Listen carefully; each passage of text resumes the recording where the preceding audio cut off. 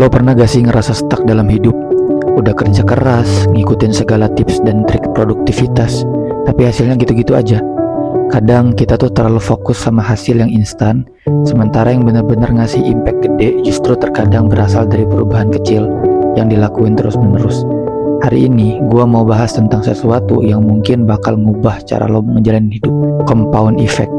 Ini adalah bukti bahwa sesuatu yang awalnya kecil, kalau ditumpuk dan konsisten, maka akan menjadi besar. Sedikit-sedikit, lama-lama jadi bukit. Lo tahu kan, gimana semua hal besar itu nggak terjadi dalam semalam? Contohnya, lo mau sukses dalam karir, kaya, pendidikan, sehat, atau bahkan punya hubungan yang stabil. Itu semua nggak terjadi tiba-tiba. Nah, semua itu ngikutin prinsip yang namanya compound effect. Apa itu compound effect? Stay tune.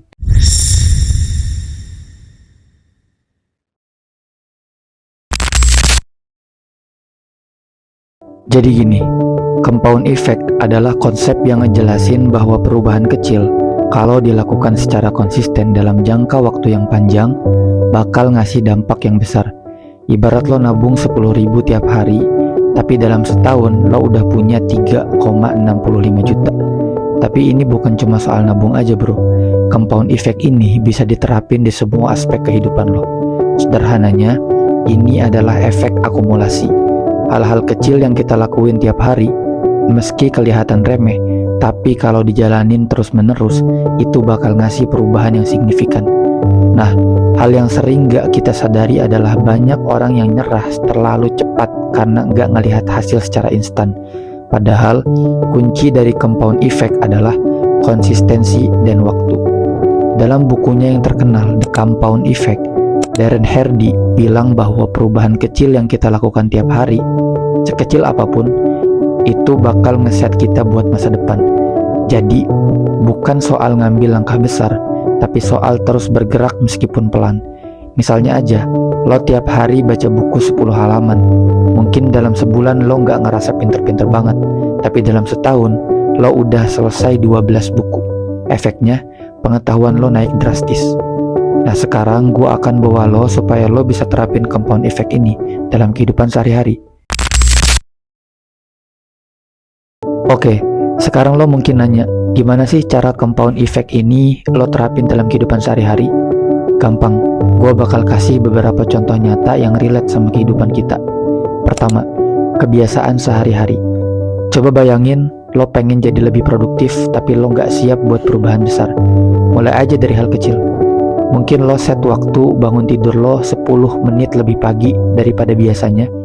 Nah dalam sebulan, lo bakal terbiasa bangun lebih pagi dan bisa manfaatin waktu buat hal produktif kayak meditasi, olahraga, atau baca buku. Kedua, kesehatan. Di kesehatan juga sama.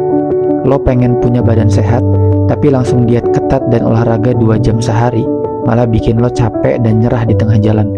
Nah, lebih baik lo mulai dari hal kecil. Misalnya, tiap hari lo jalan kaki 10 menit. Gak berat kan?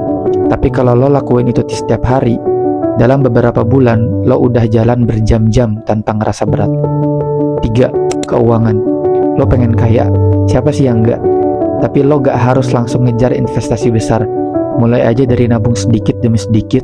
Nabung harian atau mingguan secara konsisten bisa ngebantu lo punya modal buat investasi yang lebih besar nantinya.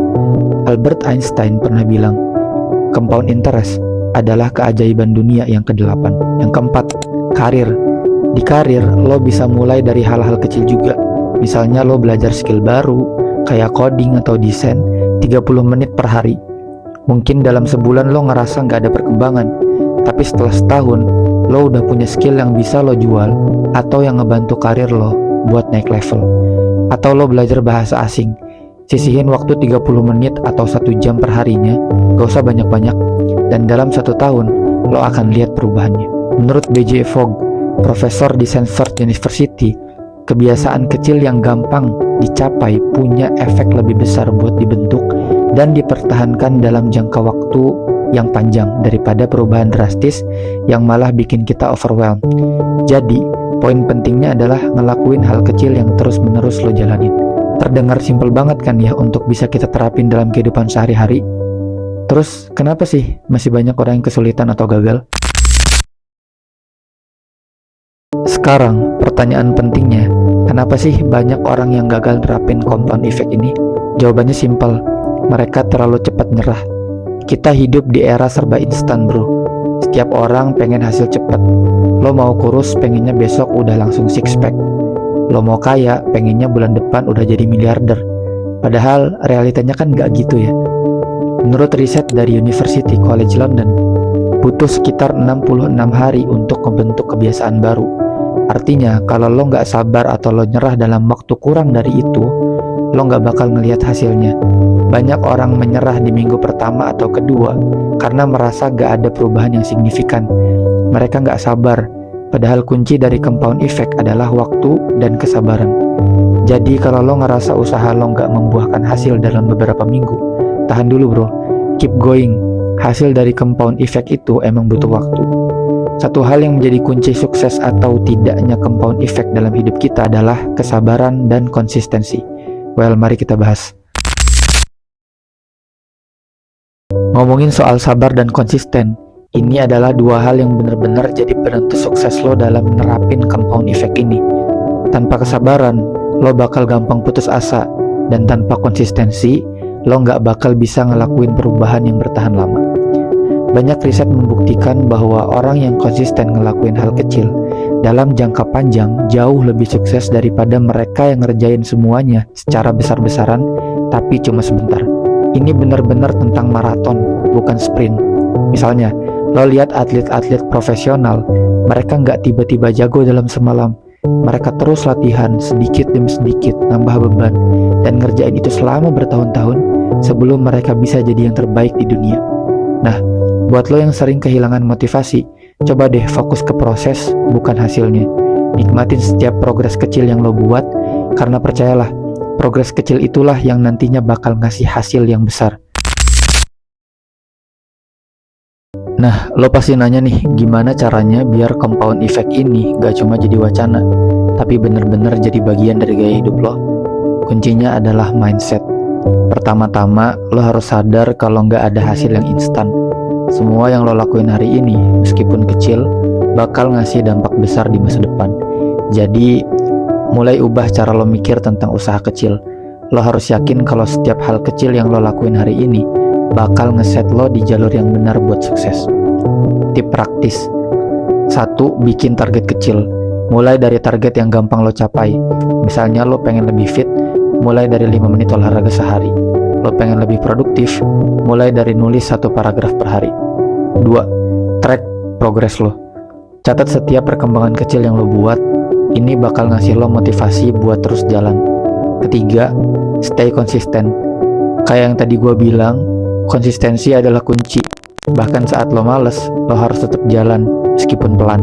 Ingat, progres kecil lebih baik daripada nggak ada progres sama sekali.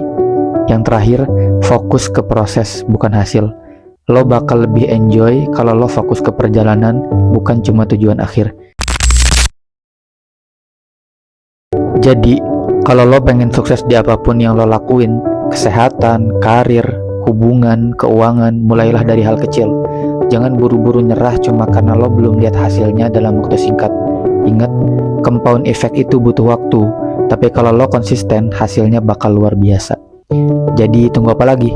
Mulai hari ini, tentuin hal kecil yang lo bisa lakuin setiap hari, dan biarin compound effect ini ngasih lo hasil yang lo impikan. Karena sedikit-sedikit lama-lama jadi bukit. Gue yakin lo bisa jadi versi terbaik dari diri lo sendiri. Thank you banget buat yang udah nonton video ini. Jangan lupa like, komen, dan subscribe biar lo gak ketinggalan konten inspiratif lainnya. Gue bakal terus kasih konten yang bermanfaat buat lo semua. Sampai jumpa di video selanjutnya. Bye.